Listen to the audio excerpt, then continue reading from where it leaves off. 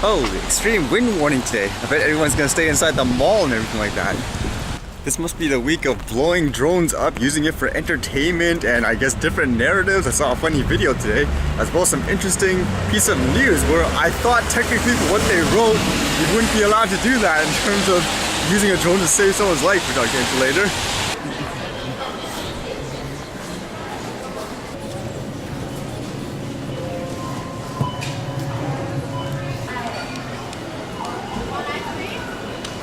Shop like that for friends and families. I know there's people that want them. Still feels weird using cash instead of the card. I got my new number, but I didn't actually get the physical card yet. Hopefully I'll get it by today. Maybe it arrived already. But news-wise, I was reading some stuff about browsers. I guess, am I the only one still who uses more than one browser usually? It says Firefox came out with a new browser, the Quantum. I guess it's out of beta. And it says it's supposed to be faster. For me, I usually use more than one because I use one as a stripped down one with virtually nothing, no plugins, no flash or anything like that. And for the other browser, I have all the plugins activated. For example, when people want to do things like online conferencing with Skype or whatever, that's just been a habit of mine personally to use two different browsers. One bare bone and one with all the plugins. That does make me curious how many people actually care about that, or do they just go with whatever's installed? Like for example, default Chrome, just use that. Speaking of things like drones and sponsorships of people creating videos and all that, this one was by Amazon Prime apparently. It's tagged the Grand Tour, and it seemed like they partnered up with the Drone Racing League, and they're doing all these crazy things with the drones, like racing drones, FPV. For example, here it says cut and run. It almost looks like it's a version of Mario Kart or something. Flying a drone while you're in the car trying to, I guess, pop the balloons. Things like drone darts. It looks like they have something really sharp in the front of the drone, and then I guess there's a target on the ground, and they go on the bottom and try to crash into the center, I suppose, and they get the most points. As well, it looks like there's other more skillful stuff like trying to get into the car with your drone while it's driving. And it's kind of funny because it said the reward was you get to blow up a car. Literally, at the end of it, whoever won, they took the drone and they flew it into the car. I guess it has some kind of explosive or something, and it set everything on fire. I was just thinking with this, it's something that goes fast. You have things that blow up, sharp objects. It's probably targeting pretty much mainstream. Would you actually watch stuff like this? It's kind of interesting because I often talk about, I think things like this are needed in general, just to, I guess, make people feel a little bit more comfortable around them, getting used to the tech. Like stuff like this, I personally don't mind. I think it's entertaining. It's in a controlled environment. I mean, it'd be stupid if someone's doing this out in the open public, but in an enclosed settings like this, I think it's okay personally. I don't know, how do other people think about stuff like this? Do you think this actually hurts or helps to promote things like drone flying in general? Like, even if it's for someone using it for videography or photography reasons. Someone give me free drones like that and I'll do all the crashing crazy stuff like that in a controlled environment as well. And yeah, a bunch of trees definitely got knocked down with all the wind. But I can't fly the drone because of the weather. Still looking for that consumer end drone that has all the weatherproof and stuff like that. Is there even like a small drone that does that too? Again, it'd be nice to actually be able to capture stuff like that just during the times when you can't use the higher quality stuff. It's better than nothing in my opinion. So one of the articles I read here about the drones using for, I guess, search and rescue, which should be a good thing, but it made me think, isn't this the type of things that a lot of people like Transport Canada forbids people from doing? Which is what I think a lot of people overlook as well when they say just ban them all, they have no use. It says here, father of missing woman calls in drones to help others seeking lost loved ones. Now, to my understanding, this story was about a girl that went missing, and because of that, the father has been searching for her ever since. Now, they assume she's passed away, unfortunately, but I guess you still want to try to find the person just for the sake of closure. And it sounded like he was trying to use drones as a way to potentially find her, like wherever it is. And so it says here, John Simpson is determined to use a novel experience he gained in a troubling search for his daughter to help others who have lost loved ones. And a bit of what happened, it says Ashley Simpson went missing in Salmon Arm, BC in April 2016.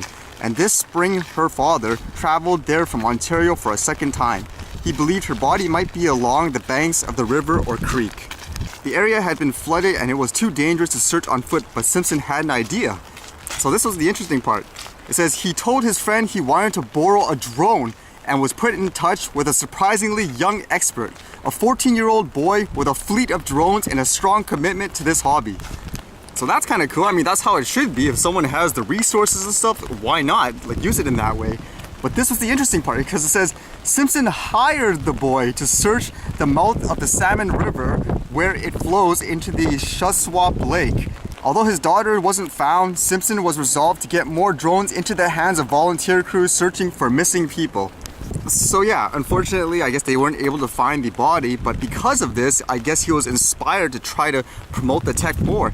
Even says here, this year, they added a golf tournament and her father used proceeds to buy 4 drones, sending 2 along to BC.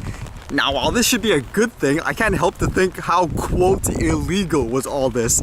Like, for example, he said he hired the boy, and I'm assuming there's no way he would have had an SFOC. And according to things like the Transport Canada, you can't do stuff like that, correct? When you're hiring someone to fly a drone.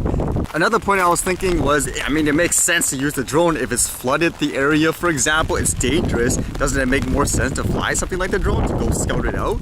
But according to the proposed regulations, or the way it is right now, because it reminds me of what happened back in East when there was floods, aren't they flying a drone illegally as well because a flood is a, quote, like a natural disaster? So they're even breaking regulations there, so they shouldn't be allowed to do that? I mean, it makes you think, like, aren't the rules a little bit ridiculous in terms of it's not really well thought out?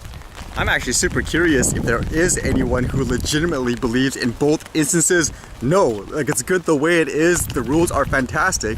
Like even for a commercial person, I know the argument usually is, hey, they went through all this training and stuff like that, so no one should be allowed to fly a drone in any form, like in terms of like say a compensation like that. Like I can imagine there, for example, he's paying the kid for their time or whatever, and he's just, you know, helping out. It's not like he's running a commercial business where he's going to fly in the middle of the city filming a movie. That's completely different than something like this, because it makes me think, again, like with there, even if there's say monetary exchange, where do you draw the line? Like for example, to drive a car, you'd obviously have to be licensed to ride a taxi, but how do you distinguish the difference between that versus say, I'm carpooling with somebody and I decide, hey, I want to chip in for your gas and pay you for your time because it would have cost me the same thing to, I don't know, take transit or something like that. Like how do you distinguish the difference there?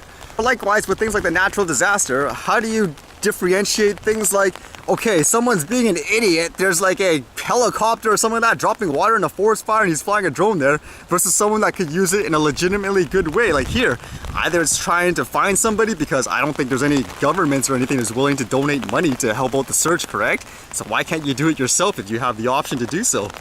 Again, I'm actually curious, is there anyone that's actually legitimately in agreement that whatever the way it's written now makes perfect sense in every single way?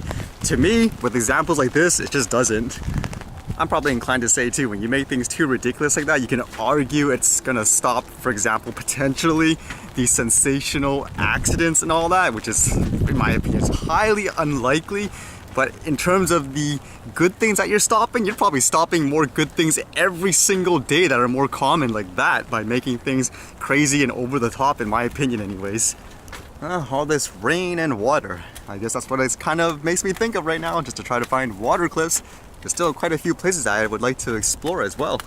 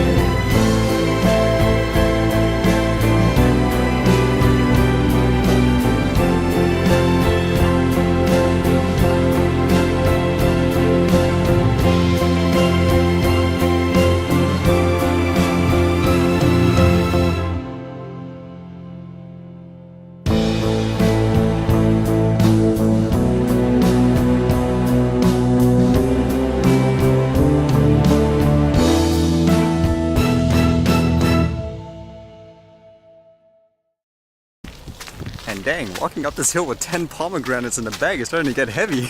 Anyways, see you guys later.